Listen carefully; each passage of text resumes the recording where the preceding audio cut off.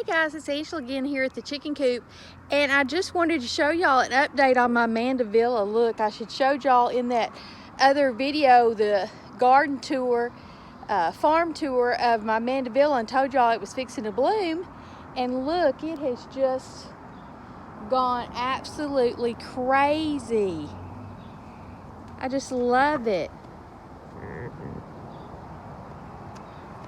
Look how pretty that is.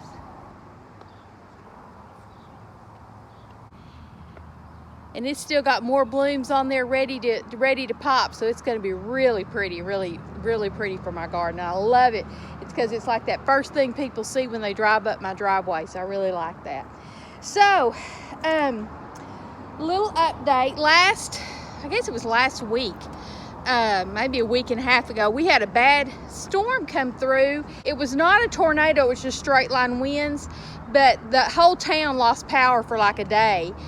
We were lucky and fortunate, for our side up did not lose power, and we were fortunate we didn't have any major damage. We had a top of a tree that fell on our round pen, but it didn't do any damage to the round pen, and so we had to cut that up. We didn't have any other further damage, but we had limbs everywhere. My husband, my son, and I spent 3 days picking up limbs. I mean, everywhere, all over this 5.5 acres picking up limbs. I usually save sticks and I put them in a big syrup tubs or a big galvanized tub that I have up here on my porches, and I burn them in my chimney. That's one of the things that I burn is my sticks. Like other people make big piles and burn their sticks or put them out in the front for mulch and for the mulch trucks to come pick them up, but I save them and burn them for my chimney. But I filled up like 3 or 4 tubs of sticks, and we still had loads of sticks. I bet he made 20 or 30 trips out there with all the sticks we had. They were everywhere. And we even still made a pile down by our pond, and it's kind of like a fire ring down there, and we are gonna like roast marshmallows and have a hot dog roast, that kind of thing. So for May is Memorial Day. My family is kind of tied to Memorial Day. A relative, General John Alexander Logan, was actually the man that founded Memorial Day. My maiden name was Logan. My son's name is Logan. And so, and then we are a big military family. My father and all his brothers were in the military. My father actually retired from the military, 22 years of service in the end of World War II, Korea and Vietnam, all active duty combat duty, and so he retired from the military, and our son spent 8 or 9 years in the Air Force. So we're a big military family, and so we'll probably decorate everything with flags for Memorial Day. So I'll let y'all see what that looks like when we get that all put together. So, but we picked up sticks forever. So, oh, look at our little kitty. She's lounging out there in the driveway. Her name is Dory. And the reason why her name is Dory is because my daughter actually got her in the wild out in the woods, so she's still kind of wild acting, but she loves us. She just wants it. She was at the door all the time, so my husband named her Dory. My husband's on his 3-wheeler. All right, so what we're going to do today, the project we're working on today is hilling up our potatoes that we grew. We've already done it once. We didn't show y'all that, so we'll show y'all that today. And but when you see them, you'll just be like, oh my gosh, they have jumped from when I planted those potatoes, and I don't even know when I planted them, but it's been a couple of weeks.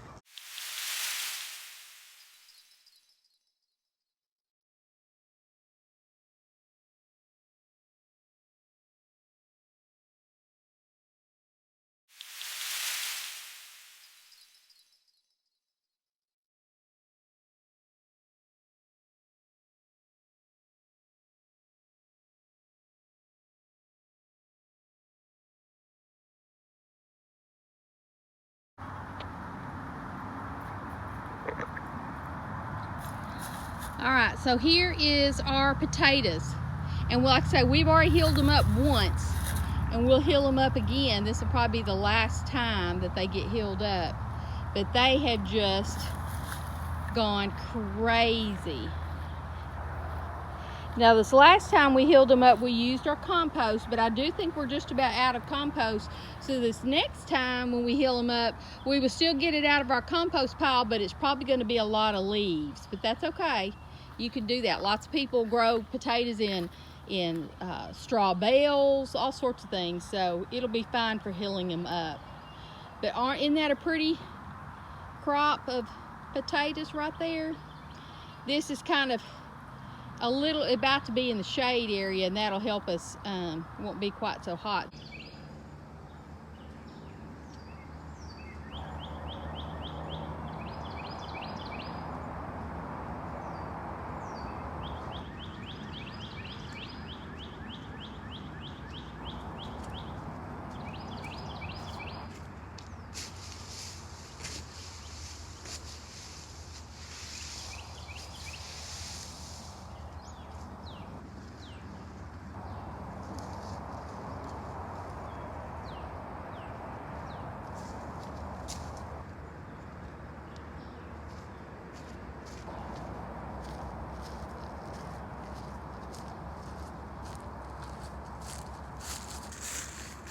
First scoop of compost, and look at the size worms we get. That is a good worm. That shows you what you're doing is really working. There'll be a lot of those in here. All right, little worm, you get back to your job.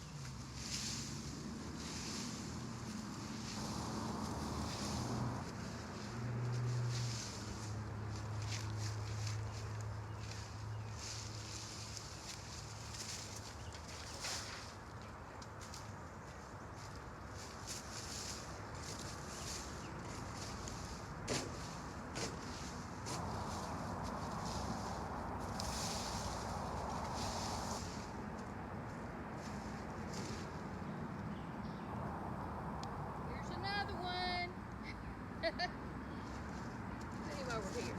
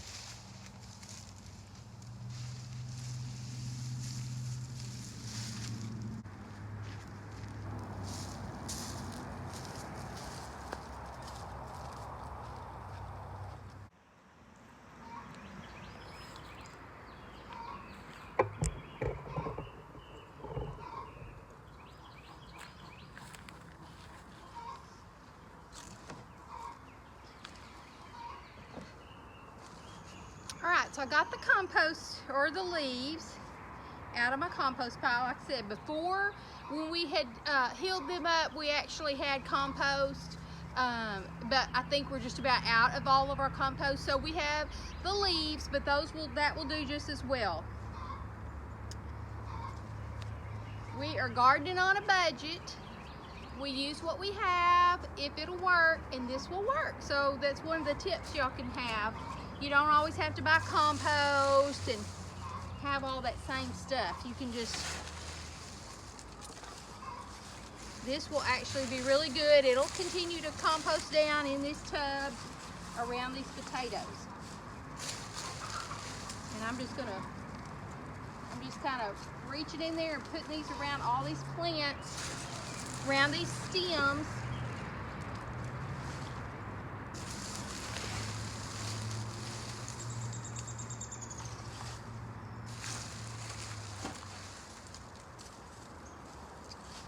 In the middle and around all the sides so that they get good and covered up.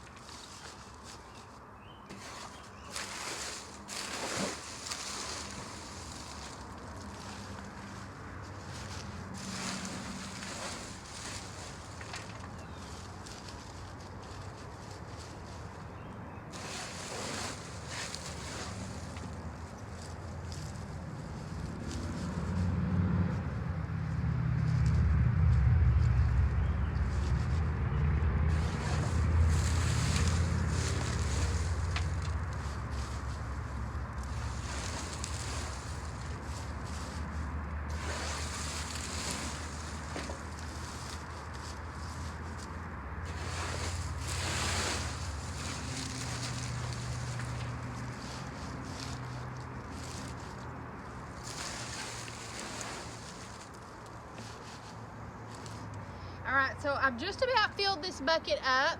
These leaves are going to continue to kind of compress and settle down, so I may still have to heal these up some more just because the leaves are going to kind of compact.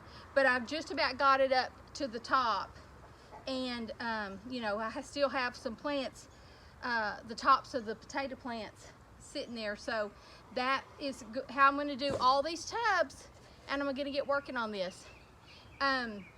I'm lucky these tubs get early morning sun, and then about this time, as the sun goes across over here, this gets the shade, so I'm able to work on it in the shade a little bit.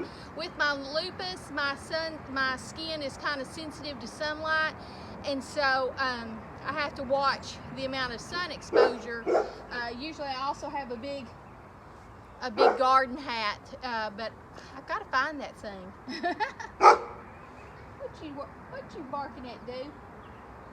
Oh, Lad's here. Hi, honey.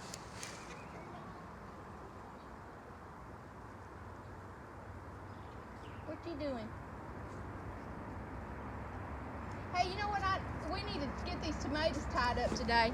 This garlic, our garlic in May will just be about ready to pull, and then we'll plant our okra in there.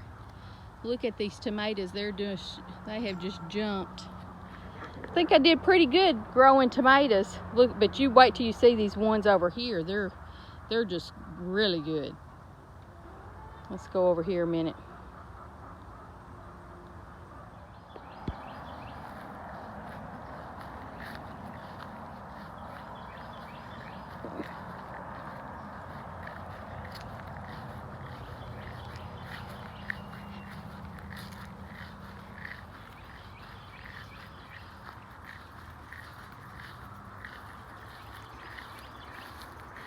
Look at those tomatoes. Look how they have just jumped. And I've already trimmed these up. I don't like them. I mean, I used to do what people say about trimming the suckers and all that kind of stuff. But now I just kind of trim those bottom limbs off so that they're not touching the ground. That's how you're going to get a lot of insect and disease and stuff like that with those tomatoes. Those lower limbs are touching the ground, so that's kind of all I really mess with. And then I try to kind of keep them in their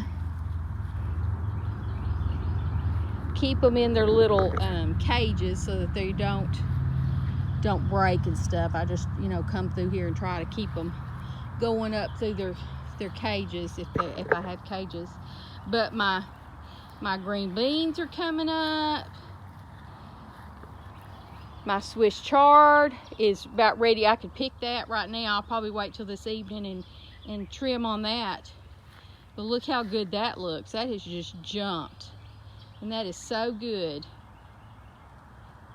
And then I'm gonna spin you around. Oh, I need to water that. I need to water that New Guinea impatient. But look at these tomato plants. Look at the stem on that tomato plant. I mean, it's as big around as my thumb. Can you see my thumb? It's huge. I've got to get this one. Got to get them this is what I'm going to do today, is work on getting them staked up if they're falling over, that kind of thing. But they're all like that, every one of them. Look how thick those stalks are on those tomatoes.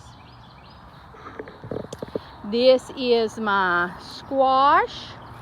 I did have to replant a couple of spots on my squash, so wherever there's a gap and the squash hasn't come up yet, I've replanted those, but they're coming up.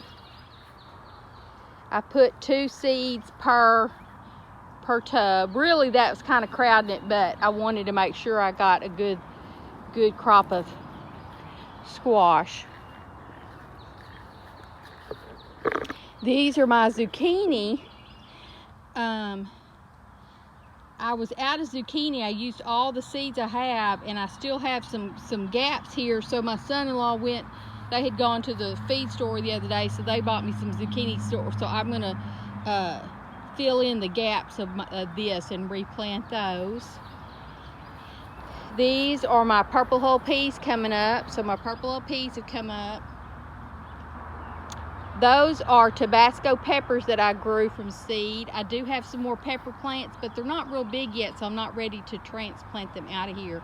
This was some Swiss chard that's hanging over from my winter garden, and I cut some of that last week, and it's ready to cut again. But my purple hull peas are doing good. More tomatoes. Y'all know about more tomatoes, and look at the stalks of those. Look how good they're standing up. I had something eating on this one, but it's not eating on there anymore, and I've got some new growth and stuff coming up. And I thought I was going to lose it, so I planted another one beside it. Oh, look, this is my first. Look, there's a tomato blossom right there. Yay! That's the first bloom I've had, I think. So that's good. See, something ate on this one. Oh, look, here's another bloom about to start. Right in there.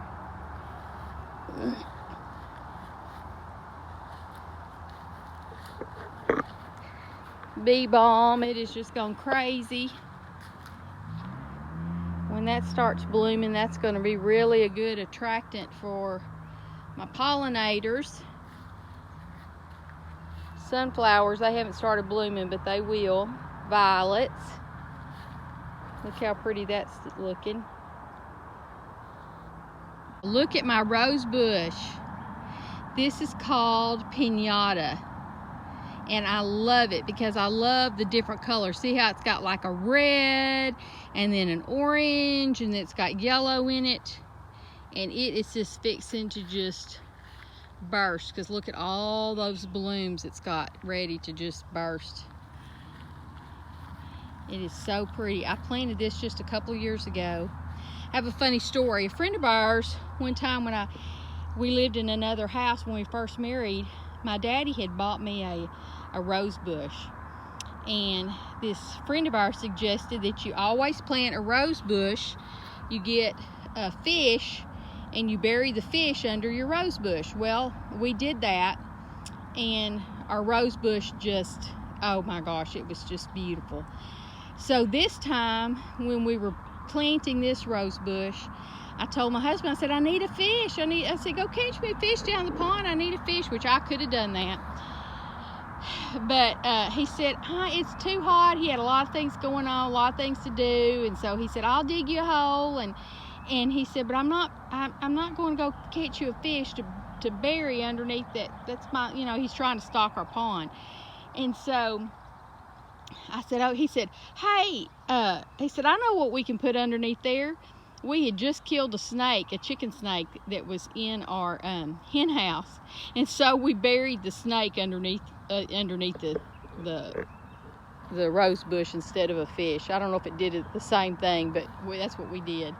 And then this last, a friend of ours, of mine, bought me a rose bush because I had admired her rose bush so much. And so she found one at we're in a, y'all, I don't know if y'all know this, but we are in a big rose area. Tyler is the rose capital of the world. We're about 25 miles from Tyler. That's our big major city around here.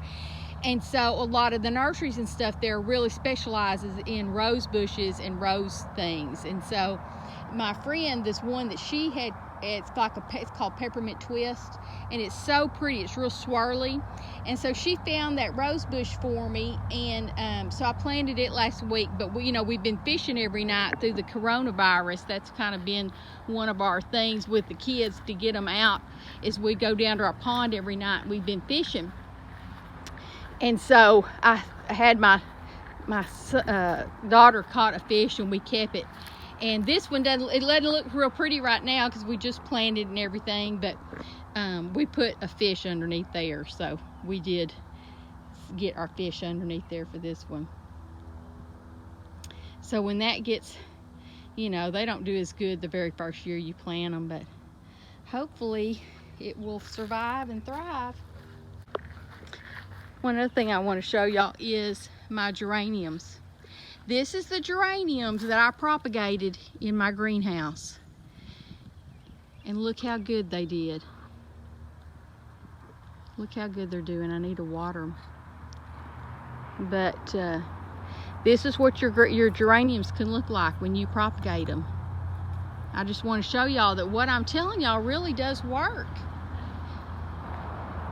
I have another one over there. Look how full that one is. It hasn't started blooming yet though. Look how this sage and this oregano has just jumped. I had a space over here. I've got a coneflower, a coxcomb coming up right there. But I planted some dill seeds in here the other day. So hopefully that will come up. So I'll have some dill, make some pickles.